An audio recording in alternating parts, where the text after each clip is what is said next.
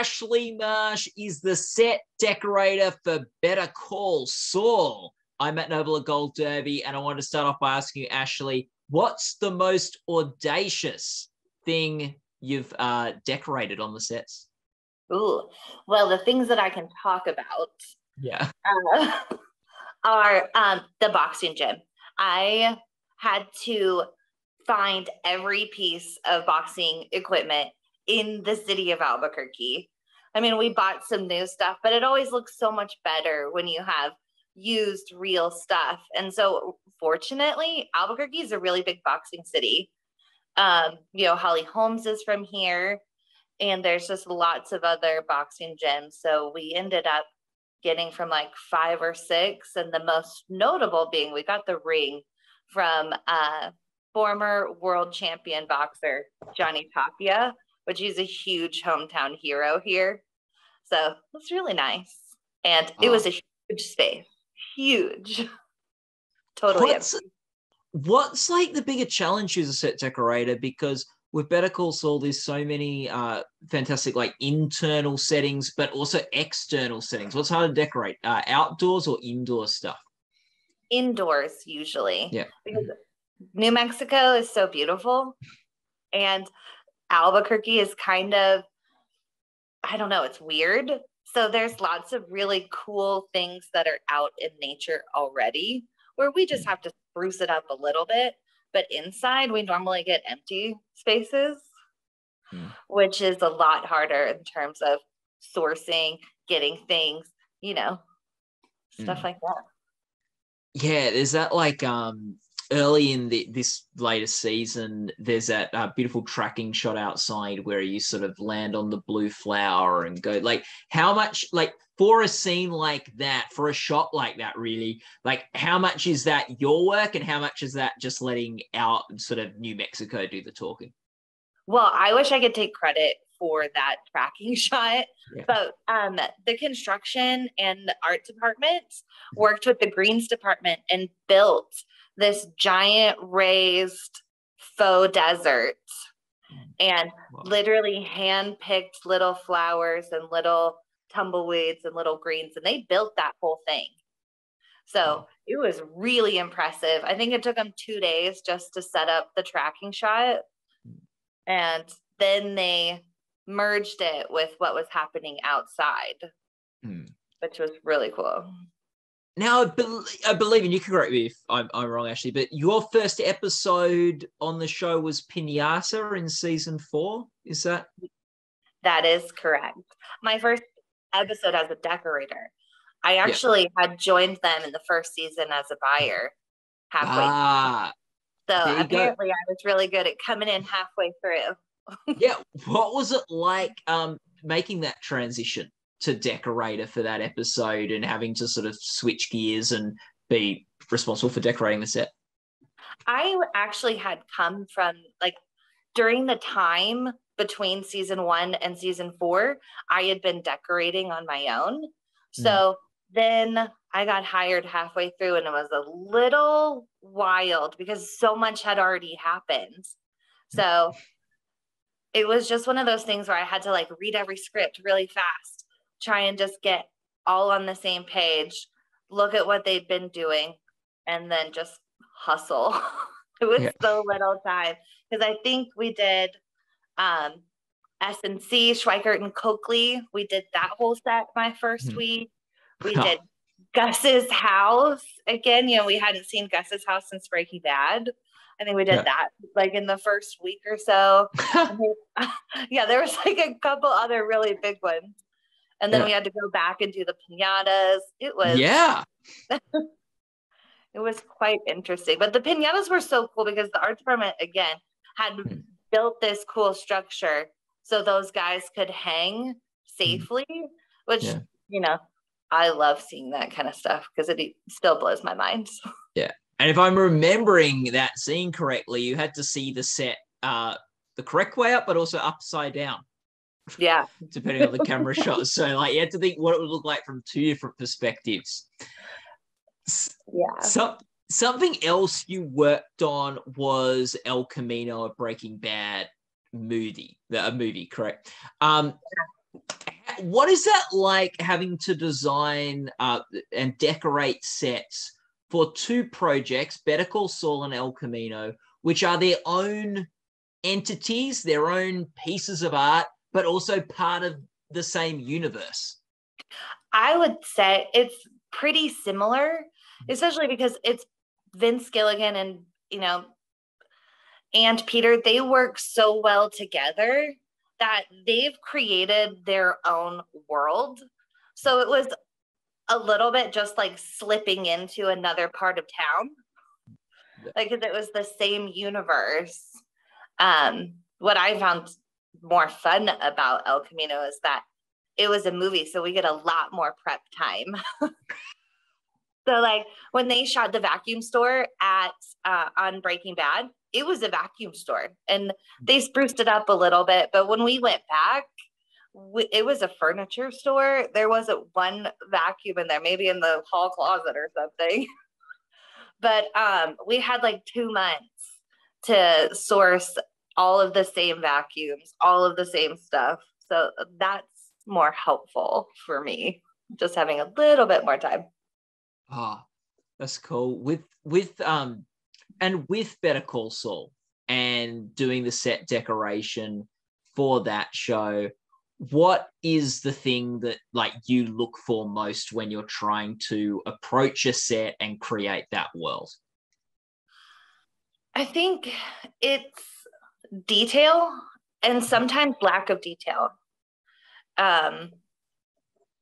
It's interesting because you don't want to tell too much of a story because the writers have so many interesting little nuances that are coming up that you, as a set decorator, don't want to accidentally put the wrong thing in there to steer the fans in the wrong direction. Like, I don't want to accidentally leave any clues that shouldn't be there. So it's about making sure it feels like a real place and it's, grounded, but without too many hints. I think. Well, yeah, and the Better Call Saul fans will pick up every little detail and they'll come up with theories and they'll connect things. So, you do have to be very careful when you do what you put in. Will go on. There'll be a lot of scrutiny on everything that you place. Can you think of a particular detail you added this recent season that had a big impact? Not particularly, but in the opening scene, it was really fun because we got to collaborate with Vince and Peter and the writers about what would be fun to see in that opening sequence, like the stress balls and the Mesa Verde picture, anything they saw in the beginning, we all were like, oh, it would be cool. Oh, it would be fun. And then our producer, Jen Carroll, made a big list and we just executed that. But it was really fun brainstorming, like, what would the fans be excited about? So. Yeah. Can you think of a detail that you had in there and you decided to take it out? I gotta think. Of any scene. It doesn't have to be that specific scene, of any scene on the show. Yeah. There's so many. So.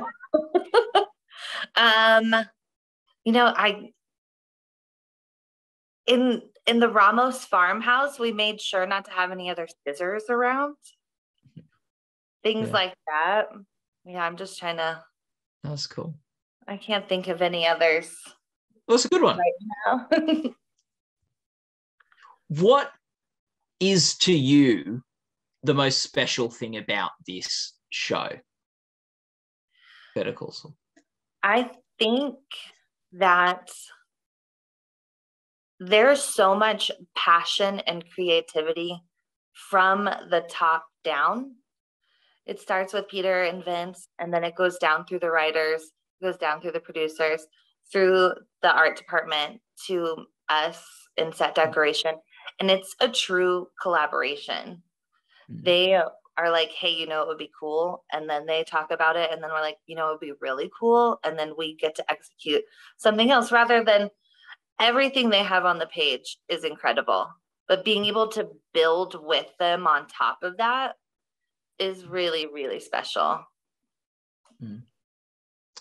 And what, like, there's still episodes airing. Like, for us as the viewers, it hasn't finished, but for you guys working on the show to some degree, at least your work on it's finished. What do you miss most about Better Call Saul? It's been such a journey with the same group of people that it's hard. You know, in the film industry, you normally get like 6-8 months, sometimes only 3 months with the same people, and then you go on to another job. But this job, going back to it every season, was like a regular job, which is weird to say. But it, you know, you have all the stuff and friends, and it's just a real community of creatives that's gonna be hard, you know, to say goodbye to. We're not going to be back together for a while. I mean, or maybe ever. And that's really sad. Yeah. And it's weird because you usually have hiatuses, like when it will set in that this one's not going to go, oh, we'll be back in a year. We'll be back in 6 months. See you We'll again yeah. soon. Yeah. We'll be right back in it. No, like I think that's the hardest part. You talked about the pressure of television and how, like, unlike a movie like El Camino, you got more time to prep. With TV, new episodes, new scripts come in. There might be changes made. You've got to sort stuff out. What's a set you had to decorate for this most recent season that you had a pretty short time frame on having to get together? Let me think.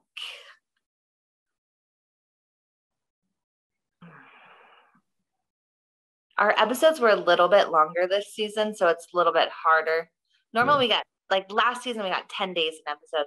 This season it was like maybe 14. Oh, time rich. 14 days to get everything ready. Yeah.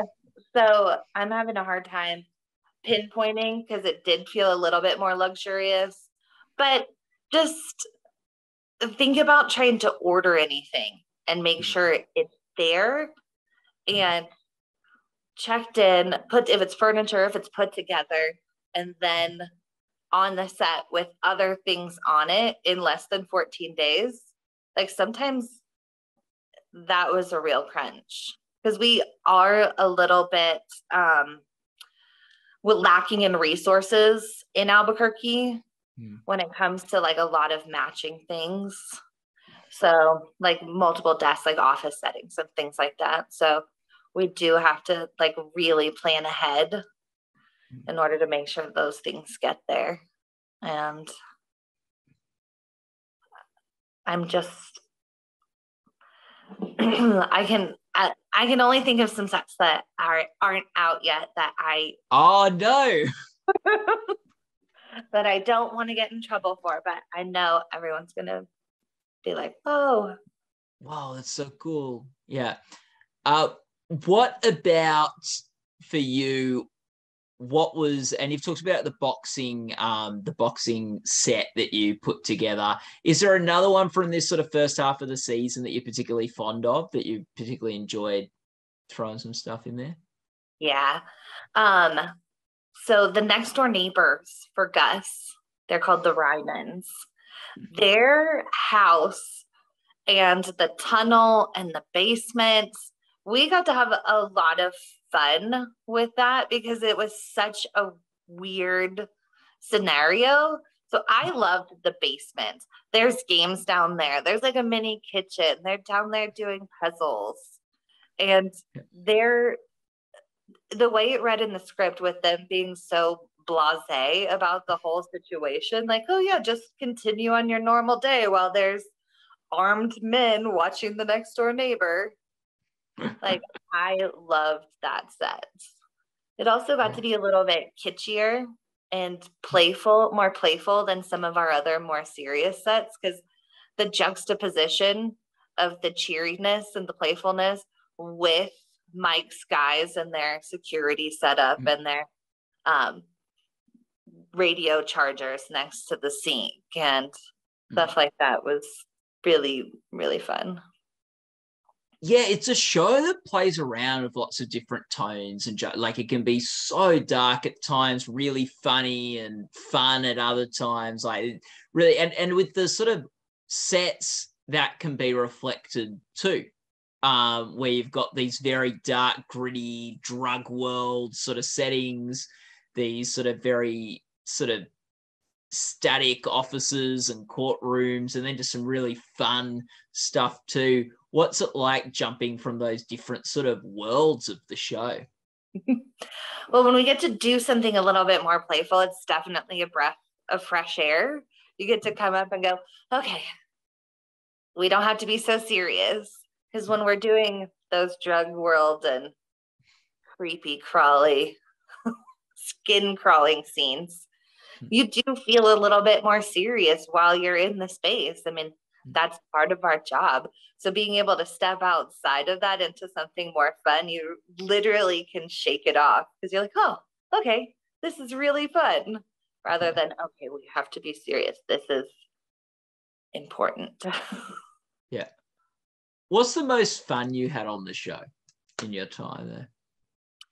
The most fun. Trying to think. We got to do on season 5, Blingy's car. We were responsible for like getting all the dashboard covers and like little rhinestones. And I really felt like that was really fun. Yeah. It's just me and a couple of my team members in there, like bejeweling and bedazzling this like tough guy's car. Just felt so silly. Oh, that's so cool.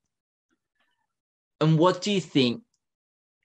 Like, this is a show that built on the world established by Breaking Bad, has now gone 6 seasons and done very well with it. We're an awards website. We love our awards.